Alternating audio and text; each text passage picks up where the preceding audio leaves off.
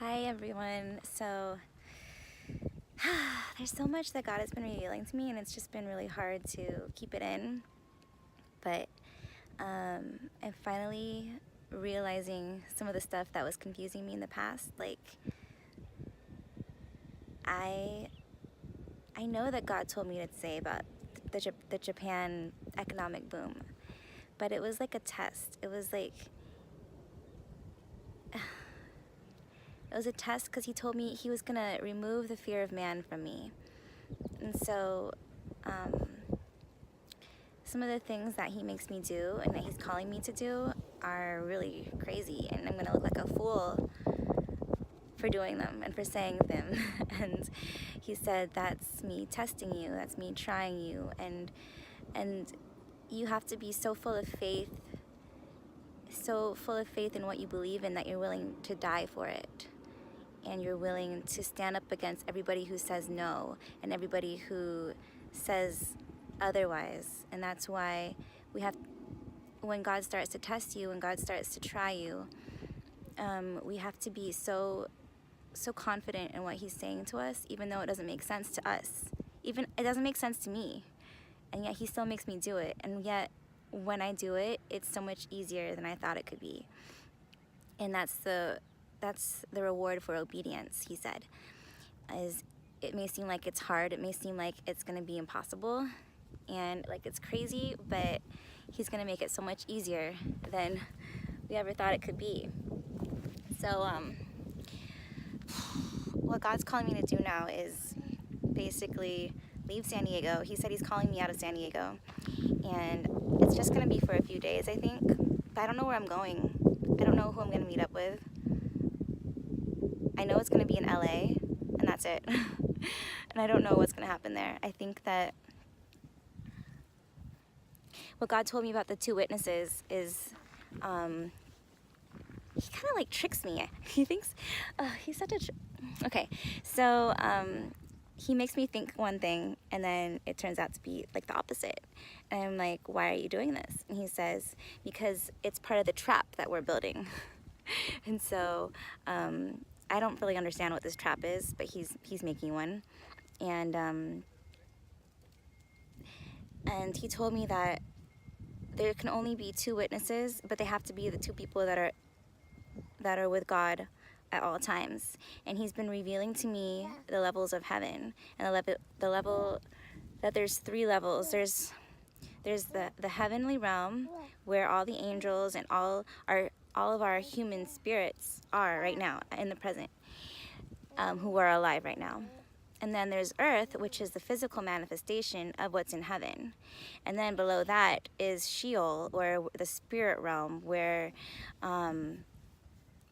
the unclean spirits dwell, and where the people who reject God will end up. And so you don't go to Sheol. You're not meant to go to Sheol. You're meant to go to heaven. Like, that's where your spirit is. But he will kick you out of heaven for disbelief. He will kick you out of heaven for rejecting him and everything that he says to you. So that's why he said he's testing us so that we can hear him more clearly.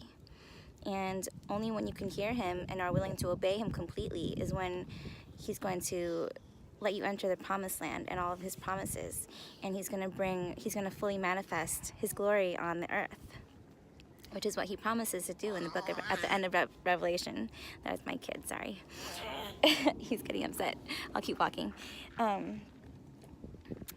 So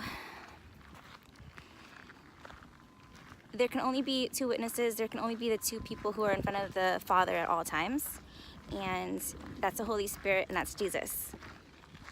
And so what he told me about that other person, who was supposedly wanting to inhabit, I don't think that's going to happen. I think it's really going to be Jesus in the flesh, like how he manifested in the flesh in the Old Testament. I think that's what he's going to do here on earth. And so we'll see. I hope that's who I'm going to meet up with in LA, but I don't know what God has planned for me. I can't even assume anything anymore. Oh, by the way, when it comes to those songs that I kept hearing regarding like the secular... Connor, shush. Where's your bottle?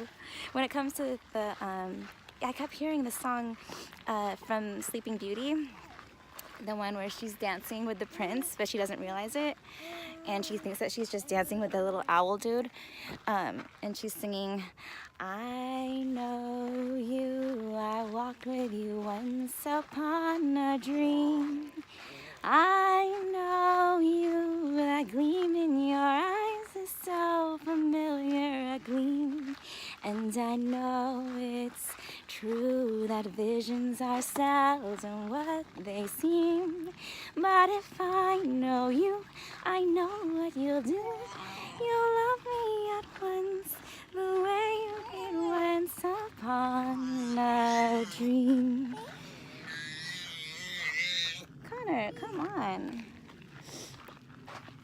He sounds like it's a spiritual attack right now.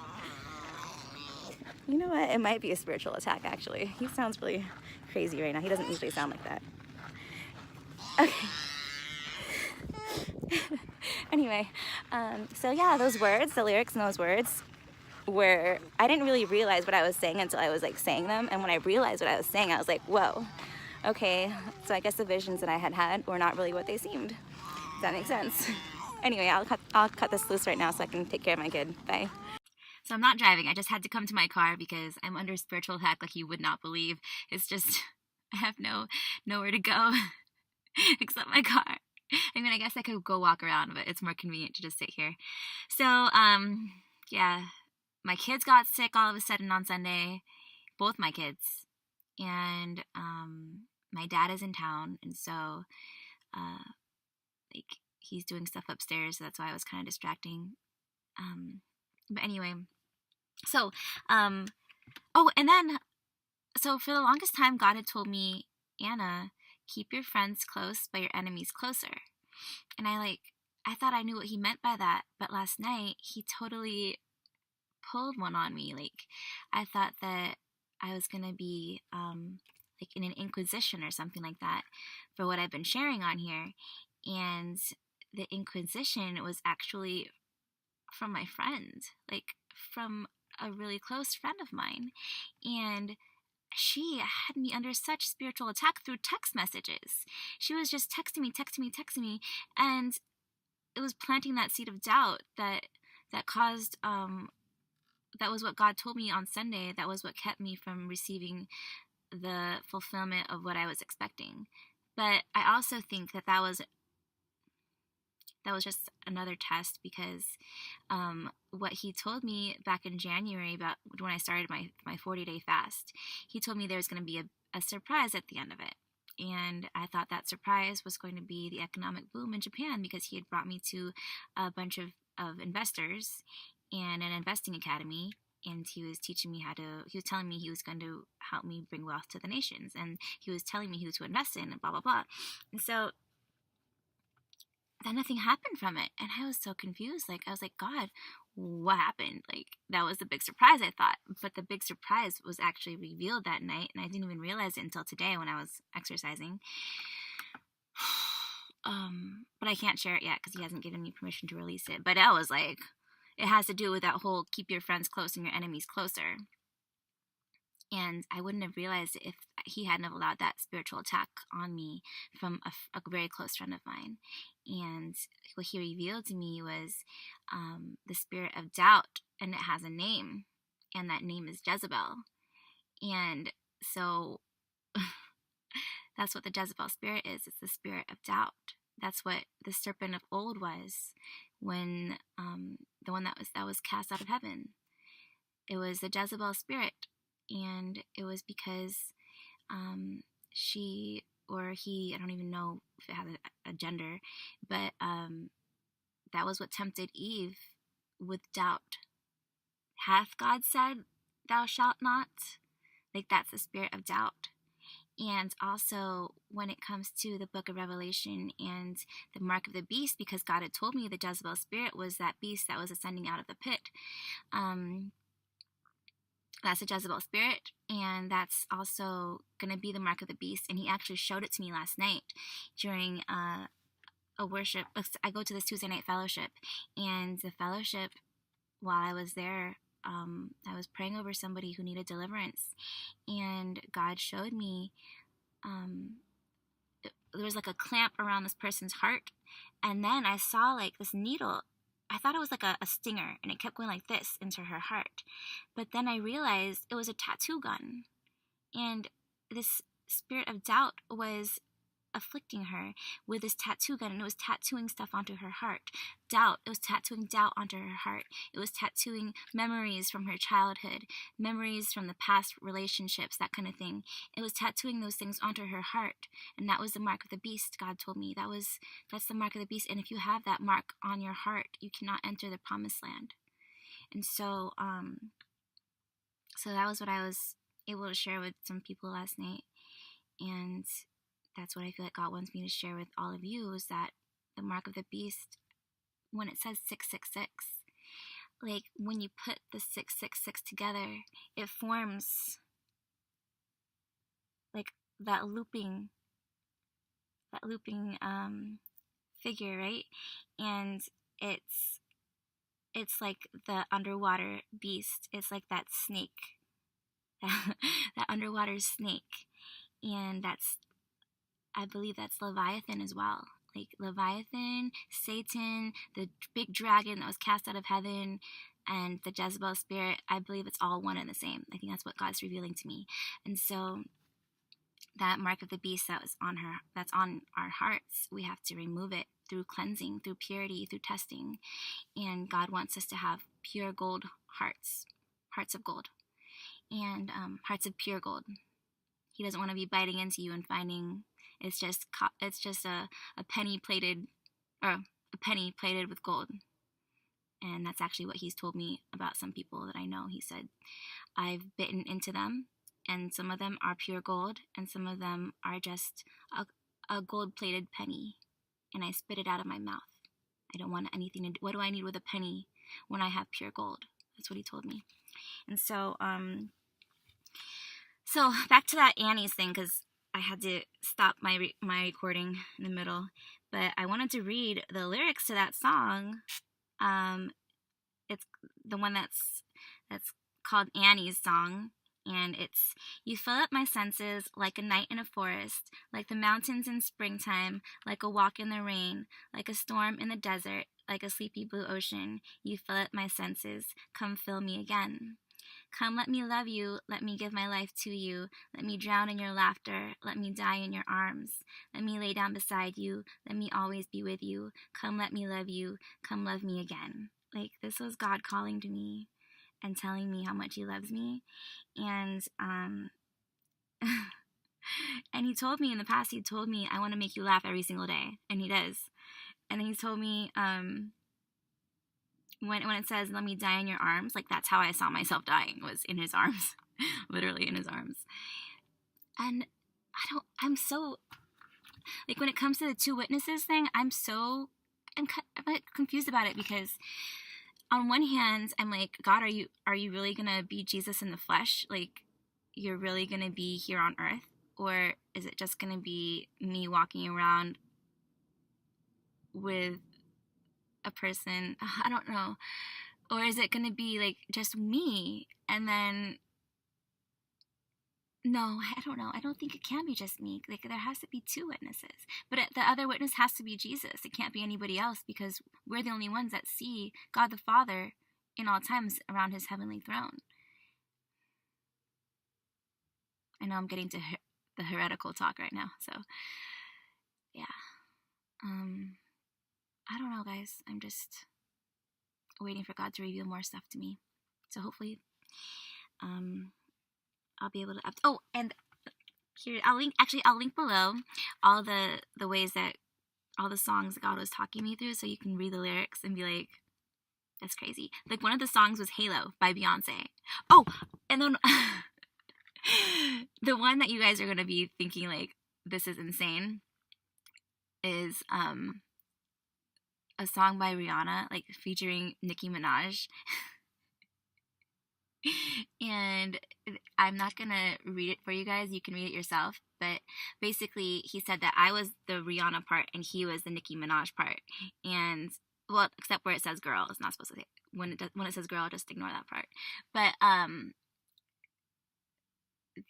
there's a curse word in there, and I was like, God, there's a curse word here. And he's like, Anna, I made every single word in existence.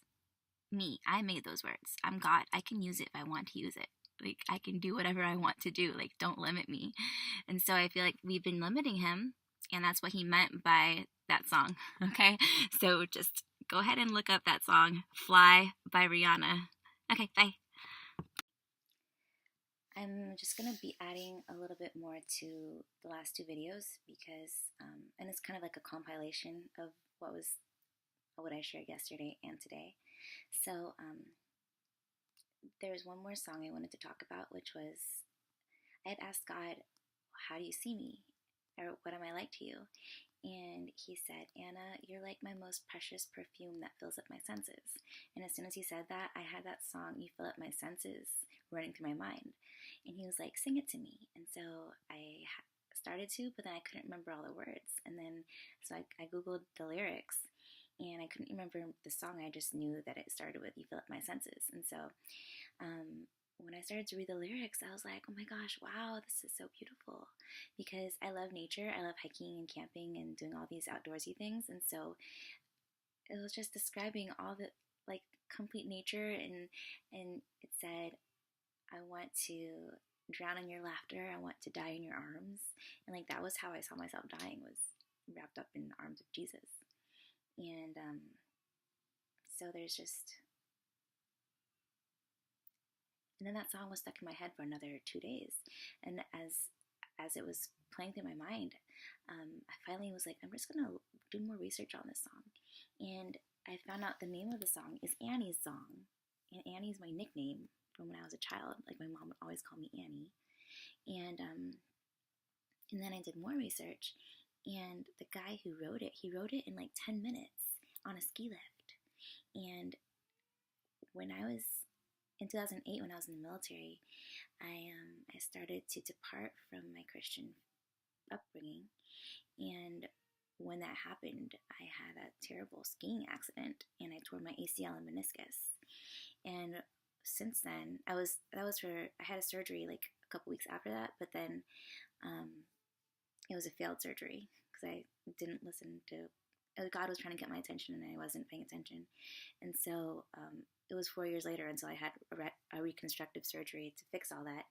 And that was also around the time that I started coming back to Jesus slowly but surely. And God showed me that anytime I stumble or fall, it's a reflection of my spiritual walk with God. So, and the thing is, that song, Annie's song, was written before I was even born. And yeah, it's just really crazy the things that God is showing to me, not just through songs, but just in general. So hopefully I'll get to share it soon. Oh, and one more thing about the mark of the beast, because I mentioned that yesterday. So the mark of the beast is that mark that's tattooed on your heart, right? But then there's also the physical manifestation, which is what people are going to see on the outside. So what's on the inside is always going to manifest on the outside. That's what God showed me. Just like what's happening in heaven has to manifest on earth, because it's as in heaven. The Lord's Prayer is, your will be done on earth as it is in heaven. And so it has to be done in heaven first. And the only people who know what's going on in heaven are the two witnesses who are in front of the Father at all times. And so when they're the ones who are seeing it, they can actually share what's going on and reveal everything. So I hope that's what's going to happen soon.